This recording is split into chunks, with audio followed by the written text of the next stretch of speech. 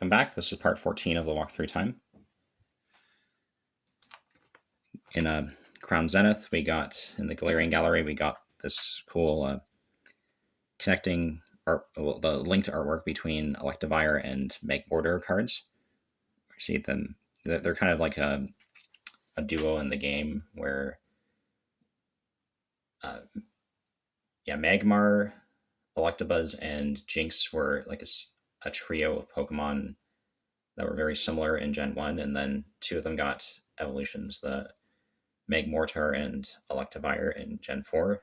And so there's a lot of parallels between them. Like those are cute. And then you can see how Lost Zone Pokemon are treated in Galarian Gallery. So we see this Comfey single stage Pokemon does not have any reference to Lost Zone in the Galarian Gallery art. And then Galarian Gallery's Amazenta V. This is what its Trainer Gallery version looked like. There's some overlap, quite a bit of overlap between the different collections and the 8th generation. And then the Alt-Art Lumineon V had a different Galarian Gallery version in Crown Zenith. And this is one of the only VMAX cards that was included in the Galarian Gallery.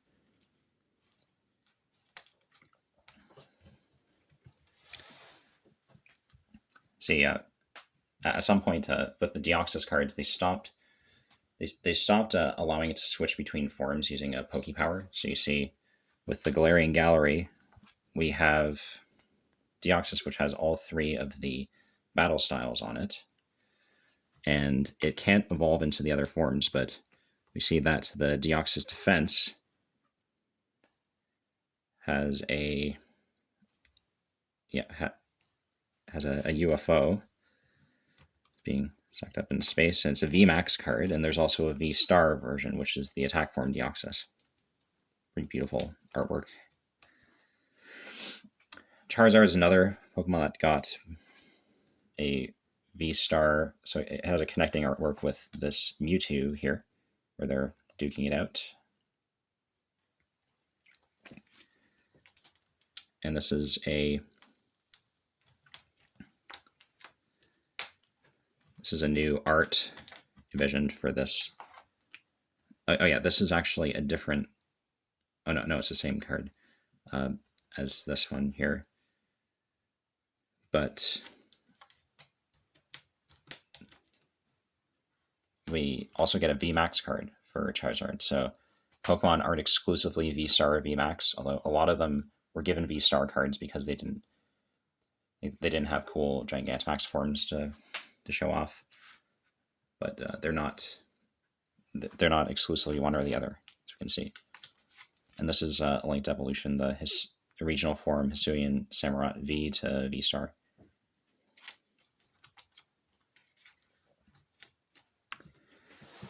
All right. We see more V-Stars like this Simisear and Giratina. We see something interesting with how the Lost Zone is shown on its cards.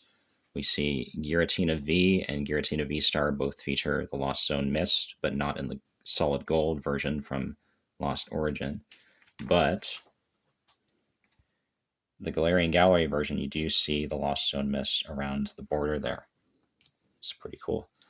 And Dialga V-Star. Oh yeah, so all the Sinnoh, or like the Creation Trio and Arceus, got their own special golden Galarian Gallery cards. And then the chorus here shows how Lost Zone is treated for supporters. So we see the base supporter from Lost Origin. This has the Lost Zone Mist, but it's not present in either the full art or in the Galarian Gallery card.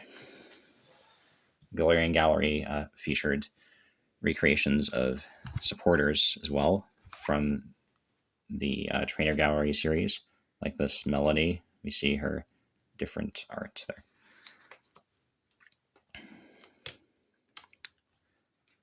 right, then we move into the Gen 9 series. This was one of the first cards. This is still Gen 8, but it was released into Gen 9. It's a Shiny Zacian V. The same style as Shining Fates. Gen 9 introduced some new rarities to cards. So they're a card like this. It's a normal EX. This is see, it's a double rare on the bottom. You can also get full art versions of them, which have little silver stars inside. It's called ultra rares. You could have 1 gold star cards, these are illustration rares, and you could have 2 gold stars, which are special illustration rares. These two connect.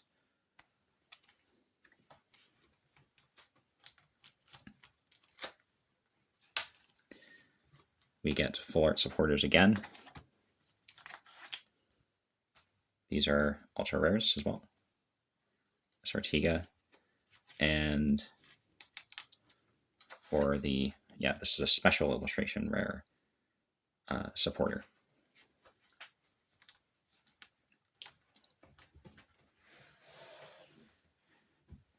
Scarlet and Violet base set. We got this connecting trio showing the progression of a woman's life, the illustration and special illustration rare cards, and we got this holographic, these holographic basic energies, as well as gold energies, which we'll see a bit later. Still see full gold special energies in this period, and EX cards, which were like the mascots for their sets. They got these gold EX cards, like the Quaquaval there. We also had regional forms like Paldean Tauros. It's got a couple different regional forms, and Paldean Clodsire EX. Again, still using the region as the first name, even if Clodsire doesn't exist anywhere else. Just helping identify the regional forms. There's no differences between these and the other EXs otherwise.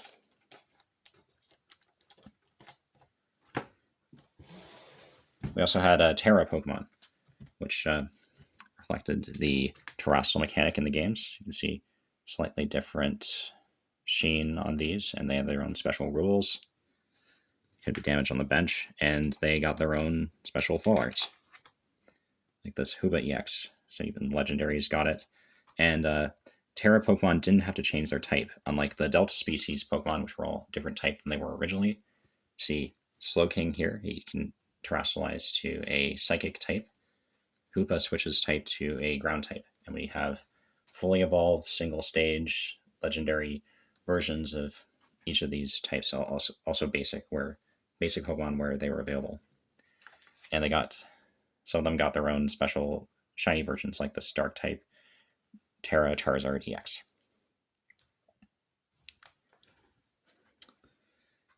Some Pokemon got both normal EX forms and Terra EX forms, like Greninja. Switches type to a ground type. Normal EXs had basics like Pikachu. And we got special illustration rares for illustration rares for both Terra Pokemon and normal EX Pokemon, like the legendary Qianpao there. Baby Pokemon are back in Obsidian Flames. Attack with no energy cost. This is what Ice Cube. This is a single stage Pokemon, changes type to fire, and this is what a Terra EX card looks like. So it features the hat prominently. For the Classic Collection in 2023, this is one of the promos. It's a Lugia EX. Nothing is only available through that box, but there's nothing much distinguishing it from other EXs, but the cards in the set are quite unique.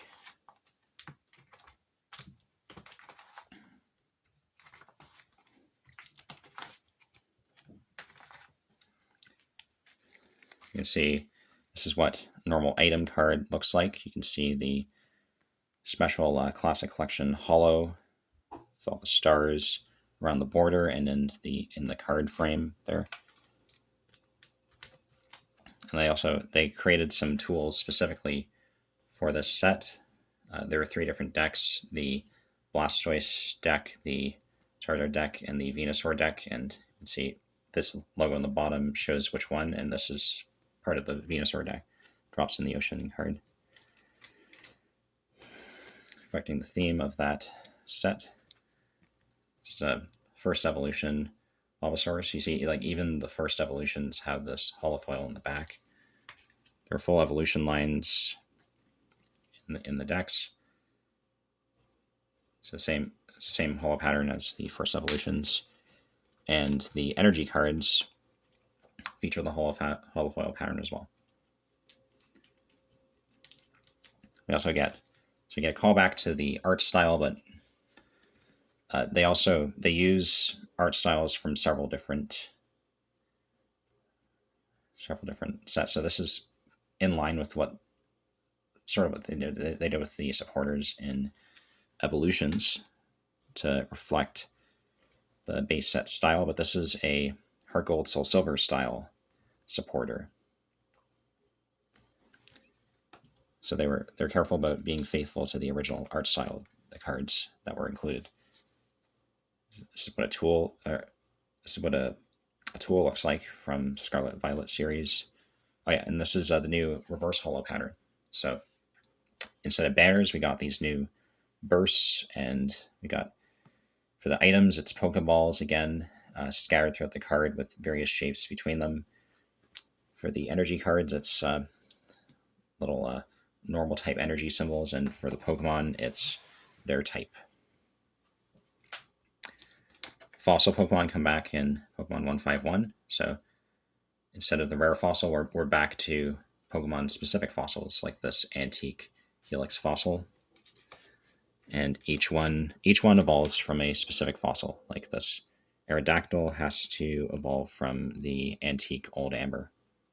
They came in both holographic and non-holographic versions. In 151, we get another callback to the Porygon with Conversion 4, as this is recreating the same artwork again. Another Ditto, referencing a transformation ability. And then Kadabra is back. Kadabra's back in 151. So we don't have to keep being creative with mechanics to keep incorporating Alakazams into the game. The Charmander released in 151 was also released as a GameStop promo. And with Paradox Rift, we were introduced to Paradox Pokemon. So there's ancient Pokemon and there's future Pokemon. The reverse holos have a different reverse holo style to the normal cards. There's no burst anywhere, it's just a flat sheen over the card. And non-holos, like this, where you have the ancient Pokemon, it looks like patterns in, like a rock formation on the right side, and for future Pokemon, you see these little lights on the other side. And for the holographic cards, like this Iron Moth, you get the that part of it is also holographic. You see the buttons or the lights on the right are shining there. This extends to trainer and supporter cards as well, like this Pokemon Tool Ancient Booster Energy Capsule.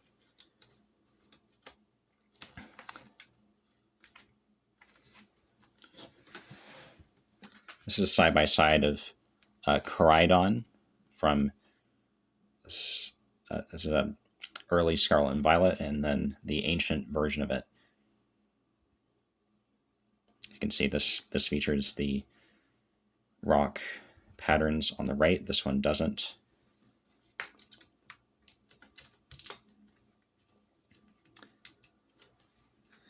Yeah, so we had Pokemon EX that featured the ancient trait as well. And this is what the ancient full arts look like here. So they had both the gold and the normal versions of it. They incorporate quite a few different Pokemon as a ancient and future Pokemon as well. Like this is a middle stage. Magneton became Sandy Shocks, single stage Iron Bundle, stage Jigglypuff became Screamtail. Final stage Volcarona became both Iron Moth and became blanking on the name. It had an ancient version as well. Slitherwing, yeah. And then this is representing both Gardevoir and Gallade. This is the gold future version of the future Pokemon EX, and this is Hariyama Iron Hands.